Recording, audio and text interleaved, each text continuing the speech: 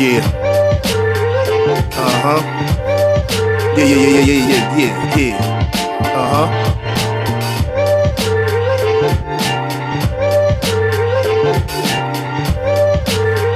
Y'all know what it is. It's yours truly, King Sam the Powerful, the biggest hater this side of Texas. I talk reckless, y'all. And this is Let's Get To It. And that's a tour with a you, cause I always got you in mind. And y'all my go-getters. Let's go. We back in business, Baltimore. Uh-huh. Yeah. Court is in session.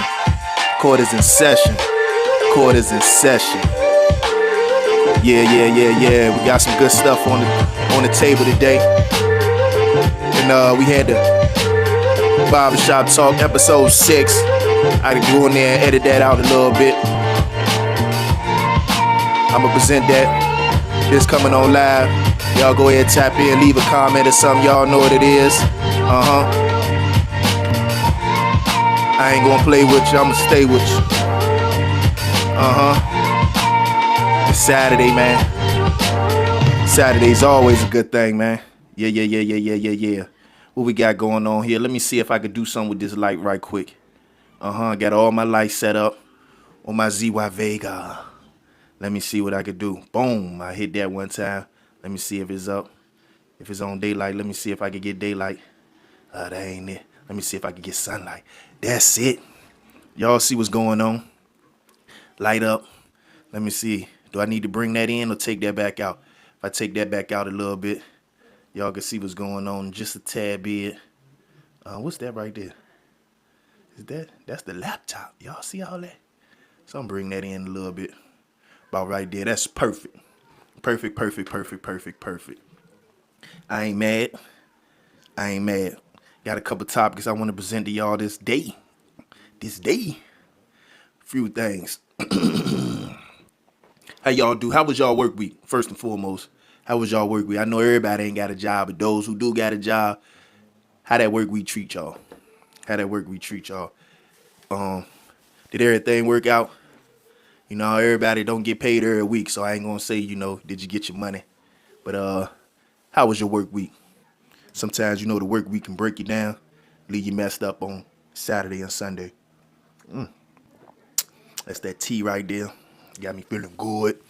But I'm gonna jump straight right into it, Early on at the barbershop, we were just talking about community activism. And the reason I brought that up, man, I started my morning. I was watching Fred Hampton. I was watching the movie version of him, and he was just talking about, if I die, I ain't die from no car crash. If I die, I ain't slip on no ice. So that had me charged up, man. I walked out the house, ready to go to the barbershop. That's Elite's Pro Barbershop right there on 368 Denver Boulevard. I went to the barbershop charged up on my activist tip. And we just was having discussions of, some of the things that we saw when we was younger kids. It's this guy named Bernard Lynch. He owned a lot of businesses in the downtown area. I grew up in Walker Village. So right there on 25th Street, that's like the edge of Walker Village. That's where it starts at if you coming downtown from uptown. And from 25th Street in Jefferson, like he owned a lot of businesses. I think he had a hardware store on one end that he was a part owner of. I think him and his wife had a sewing seamstress type situation. I think it was a tailor shop on the other end. I think he owned the corner store Munchies. He owned Esquire, another store V&B, and I think it was a club that he owned. Like he owned a lot of property right there on that corner of. Right now, I think it's called Martin Luther King Boulevard Plaza. But back in the day, it was just 25th and Jefferson. Right there, y'all. They got like a little park at the end of the street. I know everybody from downtown. If you know, you know. But we was just talking, and like, to me, it was nostalgia because, I do remember a lot of the programs and the things that we participated back in the day, and it helped me to become who I was. It seemed like I always had something to get into. I always had something to do, and it was fun times. On a lot of stress, and I was just trying to get out the house so I could have some fun. And a lot of them good times was provided by members of the community who took their own time took their own resources to provide for some of us in the community, for the young ones, man. You know, you had people right there at the Moulton. You had people setting up shop at Dora Miller. People right there at Magruder. And all of these programs were spearheaded by people of the community. You know, your Pooh Johnsons and all that type of stuff. And, you know, they didn't have to, but they did. Nowadays, you got a lot of people that say, what's missing? They complain about what's missing, but they not actually providing the service. Sometimes if you see something missing, you got to be the one to provide that if you see a need in the community. You can't say what we supposed to have and what we need, and you ain't in there filling up the gap. So we spoke on that. That was the main part of our barbershop talk. So I'm going to get to that. I'm going to edit that up, chop it up a little bit, and put that on probably tomorrow. I just wanted to give y'all something tonight. You know, I try to go in on Fridays. No, on Saturdays and Sundays. And then tomorrow, I'm going to have a Get to the Money podcast situation going on. So, you know, I come with the barbershop talk to get to the money. And then I drop my own Let's Get To It in there. And then if I got some energy left on Monday and Tuesday, I come back. I'm trying to fill in the whole week because I got enough content for the whole week. I always got something to talk about. But sometimes when you working and you got other things on the plate, sometimes you ain't got time to get around to it. But I'm going to start doing more. Because I want to bring more to the table. You know, I want this to be a space where people could come in, tap in, and I want to get more engagement. I want more engagement. You know, it's still early on in the growing stages, and I don't know if y'all can see what's going on behind me. To that side, I got a painting by my wife, Rosalind Willie Martin. To that side, I got a gift from my daughter. That's Sabria Simone Noble. So, you know, I'm going to put them pieces of art up there. I'm going to try to get some different lighting and some gradient lighting. I'm going to have a painting right here. That painting over there. Then I'm going to have a gradient strip of light going on the bottom. And then I'm going to have two Temu lights sitting over here. I don't know if y'all can see these clear seats. One right here and one right here. I'm going to put the lights on top of the seat. So I'm trying to have the joint all set up and laid out, man. I just didn't want your generic backdrop. I wanted to create my own backdrop. You know, add my own touch. And then, you know, if the lights look right, then I'm going to get an LED custom light to just drop over the painting and say, let's get to it. I'm going to make it look right, y'all. I don't know if y'all can see it pop. Y'all can see the dynamic angles I'm trying to create. Like, I don't know if y'all can see that I'm separated from the back wall. And then it's focused in on me, but you got a little bit of bokeh going on. Can y'all see it? Can y'all see it? Can y'all see it? I'm giving y'all something to see now.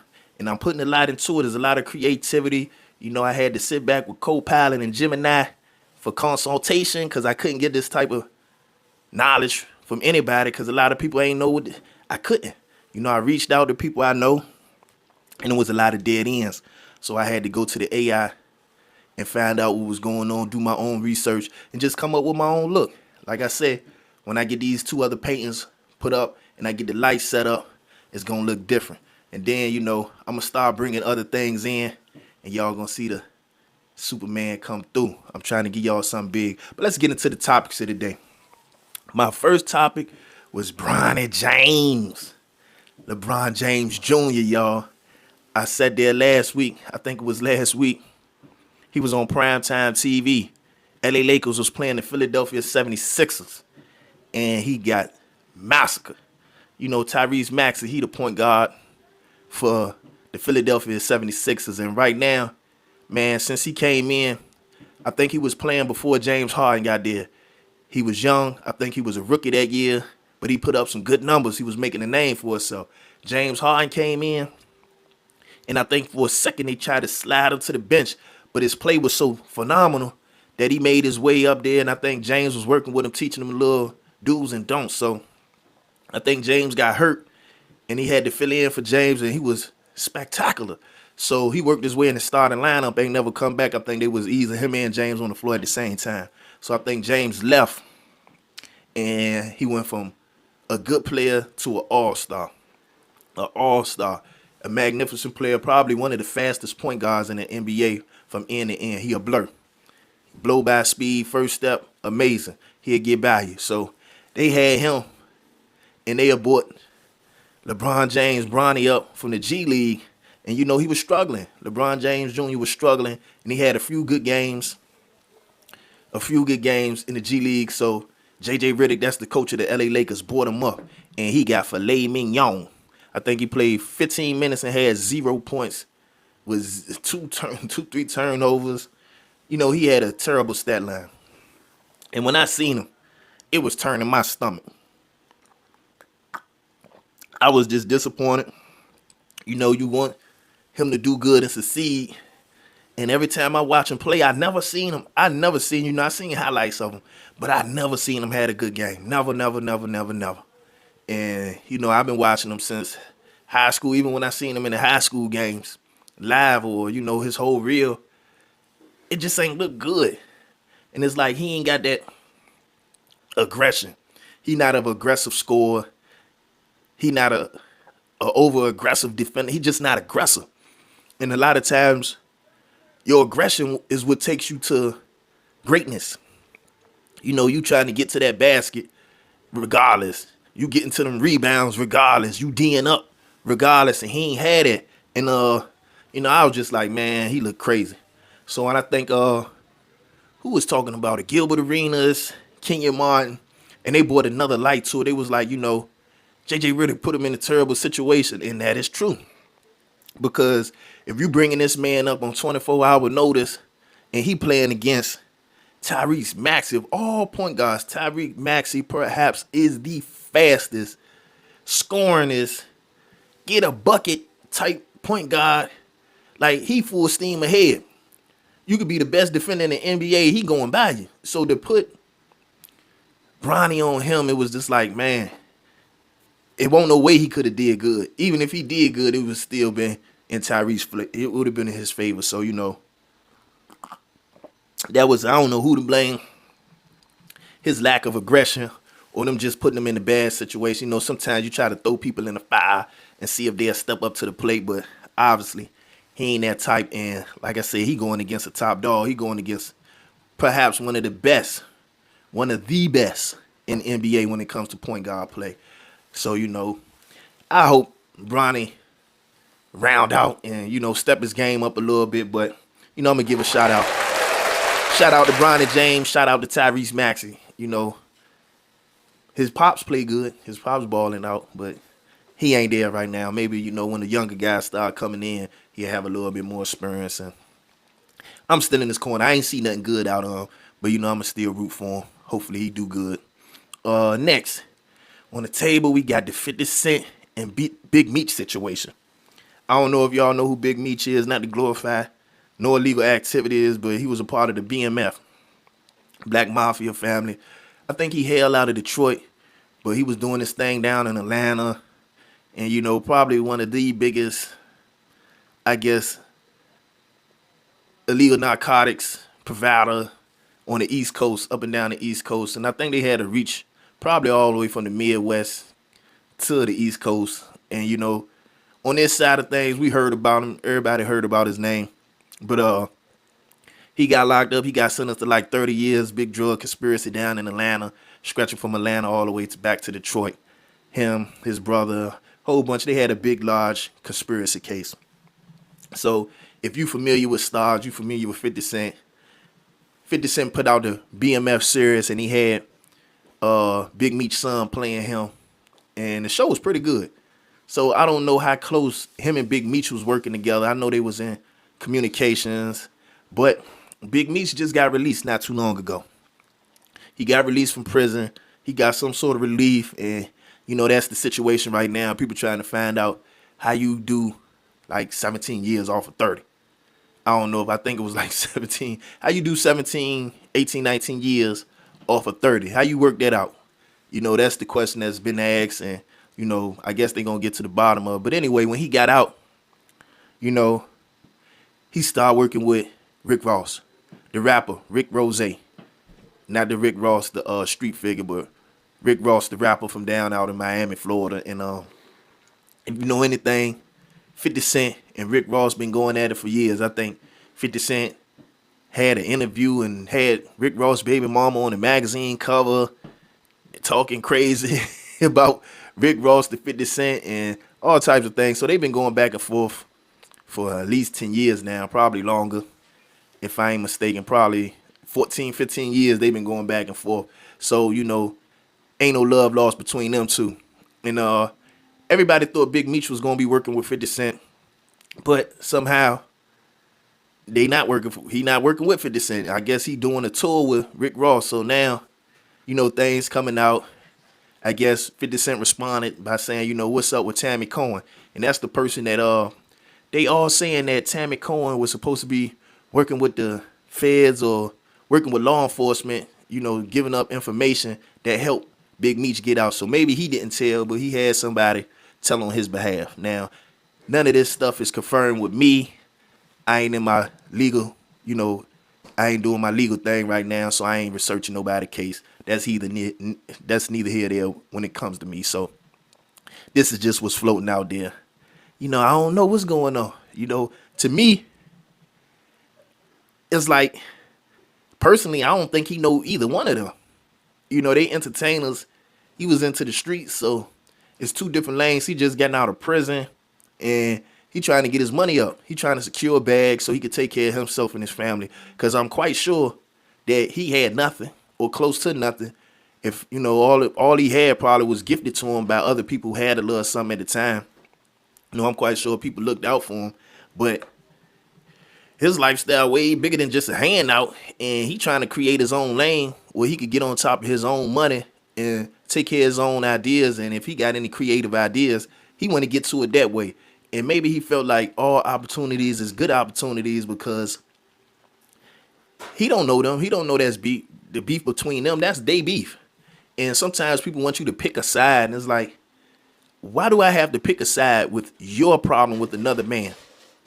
Why would you put me in a situation to choose sides when that's your situation? If it's that serious the way you need to make me choose sides, you need to go handle your business. If you ain't gonna go handle your business, don't make me handle your business. Don't make me a part of your efforts to bring this man down, because that's not my job. That's not my job to take care of your beef. We gonna do what we do together, but that's that. But a lot of people be wanting you to handle their beef for them, and then at the end of the road, after you done stepped up to the plate and you done handled some beef for somebody else and you decided not to work with them, next thing you know, they like Mason Cameron, they laughing and giggling together. Or they like Cameron and 50 Cent.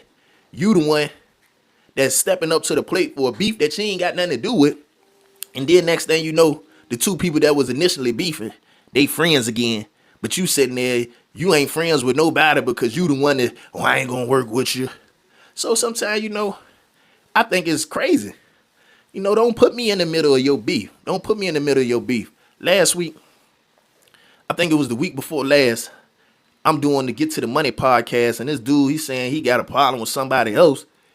And he was making innuendo. I don't know if they was threats or innuendo. I can't really put my finger on it, because when people talk, make all them subliminals, I can't really understand them. And if you ain't in my face, we can't really get to the bottom of it. So I try to let it go. But, I know a sub when I hear it. It's just like people throw a rock and hide their hand. They'll say something slick. But if you go crazy on them, they be like, no, I ain't mean that. They had behind that. I ain't mean that was for him. But that's what people do, man. They got all types of little shenanigans with them. But anyway, this guy, his name was Sonny Strong on. He was, I guess somebody owed him some money and he was upset.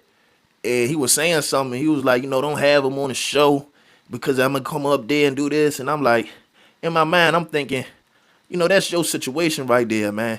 Don't put me in the middle of your situation, because now I feel like you trying to set some sort of boundary restriction on me. I started out, I ain't got nothing to do with it.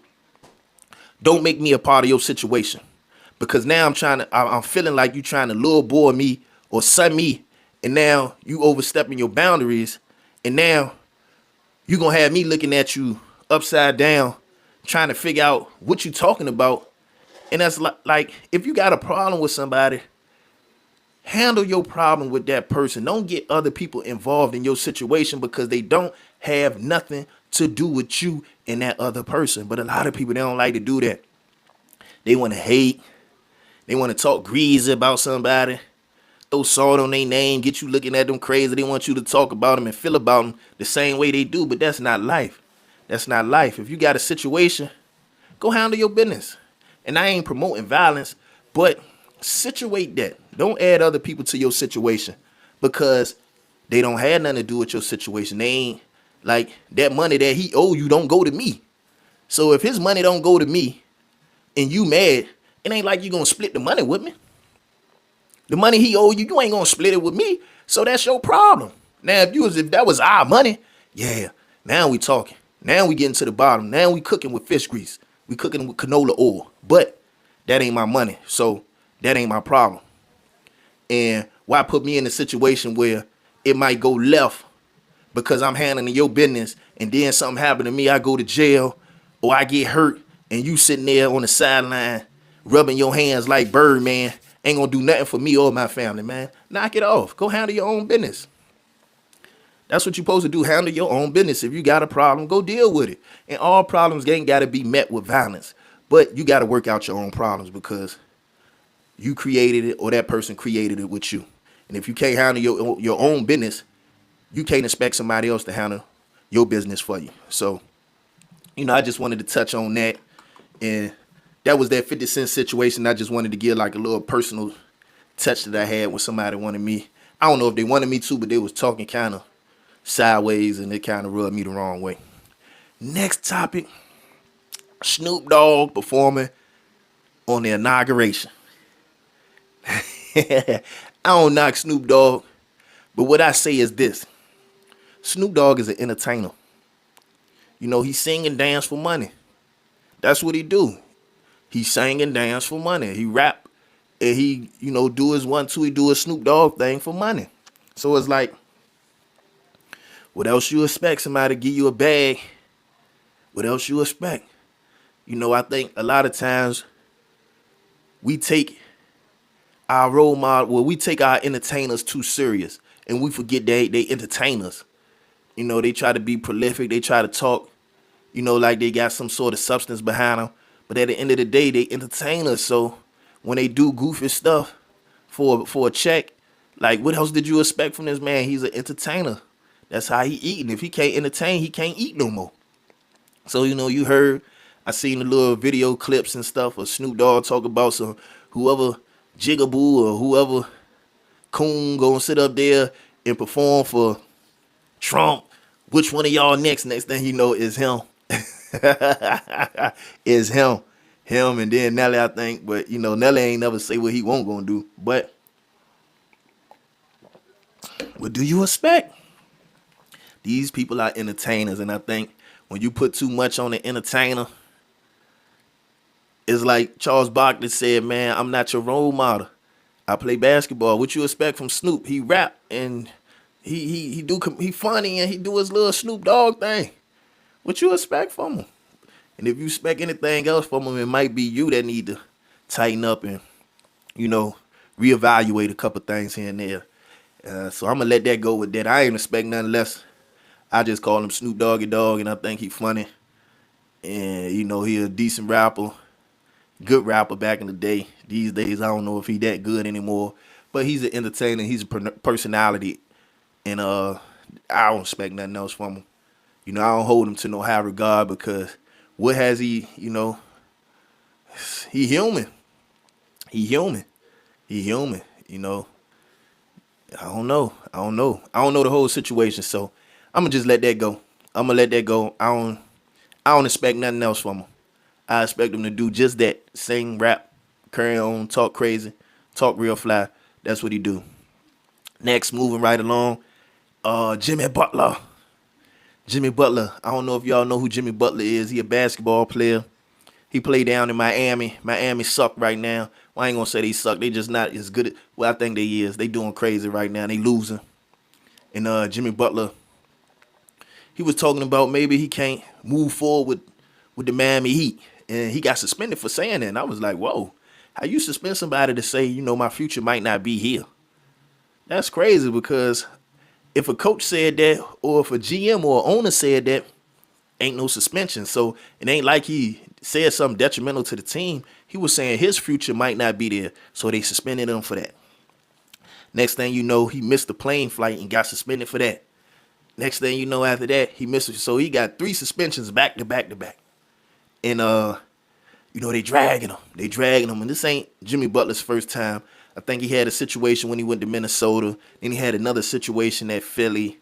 And he seems to be, outspoken when it comes to where he want to play and how he want his career to go. And, it seemed like every few years he get a little flare up with the organizations he at. And I just hope he wind up at a better team, because I remember for probably the last 6-7 years, maybe not last year, but the years before that, man, Jimmy Butler was the only thing in Miami that was really like the mainstay of their offense, the mainstay of their defense. He breathed life into them, and he was getting them all the way to the finals. I think he got them to the finals 2 times. And it's like, or maybe one time, then he got against Boston, they might have got knocked. But he was all they had. Jimmy Butler was all they had. If I ain't mistaken, I think they went to the finals 2 times with him. And he was playing out of his mind. One of the best performances that you will ever see in playoff and finals history. One-man army out there. And to see them kind of shine on him and turn their back on him like they doing right now is out of this world. So I hope Jimmy Butler lands somewhere where he could be appreciated at. Maybe Golden State or something like that. Somewhere where he could come in and, bring a spark to that situation. Because as of now, I think that relationship dead with Miami and Jimmy Butler. And, I don't know too much about him. I just know on the basketball court, man, he hell when he will. So, I'm about to wrap it up, y'all. This has been a good session. This has been a good podcast right here. Had a couple topics, and I want to give a couple shout outs. First shout out I want to give to Sunrise Kitchen, Bath, and Closets. That's Sunrise Kitchen, Bath, and Closets. Transforming your homes. They make the process of remodeling real simple. They got 3 locations. One right there on Mercury Boulevard in Hampton. The other one in Virginia Beach, and the other one in Chesapeake, y'all. Check them out. I ain't got the number on, but y'all can go look them up. It's Sunrise Kitchen, Bath, and Closets. Then I got another big shout out for Elise Pro Barbershop. That's Eric Davis. They right there on 368 Demi Boulevard. Y'all go in there, man. Feel right at home. It's a laid-back atmosphere, man. I was asking him, what was his vision when he put that together? He just said he wanted to create community. He wanted to, set up a structure for people to come in. You could bring your son, your grandson, your wife in. And, it's 3 barbers in there. You got Mook. That's his son. Then you got Ray, and then you got Eric Davis, and then in the back they doing hair. That's Connie back there. She's styling back there. So, you go in there and get straight. I want to give a shout out to Mario Butt. You got the Button Boulevard situation. He's a brand consultant, and he very innovative. He helped me in my path when it comes to setting this situation up. Gave me a lot of tips. Some of that stuff was over my head, but, I took heed to what he was saying, and he helped me grow a lot. And every now and then we get in touch, and he give me tips and help me with my situation, man. Y'all check out Button Boulevard. I think he got a newsletter that's on the stoop, and that's Mario Button. But I'm about to wrap it up, y'all. I'm trying to see. I'll be back, or y'all see me before the Super Bowl game. It's Kansas City against the Eagles. I'm leaning towards Kansas City. I know y'all Eagles fans ain't trying to hear all that, but that's where I'm leaning to. So with that, court is adjourned. My case is closed, y'all. My case is closed. So I'm going to give a round of applause. Great to get up out of here. Let me see. What did I play on the way out? Get that going again. Y'all know what it is. Y'all know what it is. For more details, y'all check out my page. That's Let's Get To It. And that's a tour with a U, because I always got you in mind. And y'all my go-getters. Let's go, let's go. We had a good one today, y'all. The weather has been very good, man. This week was some good weather, man. This week was some good weather, man. It was cold out. Everybody was catching them flus and stuff. But this week it got up to the 70s. And I was outside today with just a hoodie on, man. It was good out there. It got a little nip, but it was good. But I'm about to wrap it up, man. Y'all have a good one.